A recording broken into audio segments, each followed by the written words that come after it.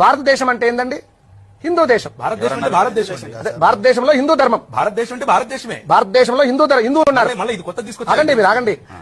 హిందువులు అంటే భారతీయులు అంటే హిందువులు కారా?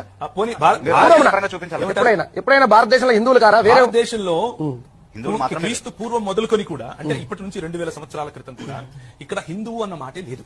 ఎవరు హిందువులంటే శైవుల, వైష్ణవుల, శాక్తేయుల, చార్వాకుల, జైనుల. ఎట్లా జైనులు అడిగితే నేను హిందూ కాదంటున్నారు, మీరేమో హిందువులు అంటున్నారు.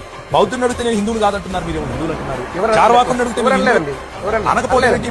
బౌద్ధులు బయటకు వచ్చి బౌద్ధ మఠాలను ఎందుకు చంపారు? ఒకళ్ళు హిందువులైతే బౌద్ధ మఠాలను ఎందుకు పుష్యమిత్ర శృంగుడు చంపాడు? బౌద్ధ మఠాలను ఎందుకు నిర్వీర్యం చేశాడు? వేలకు వేలు, లక్షలకు లక్షలు.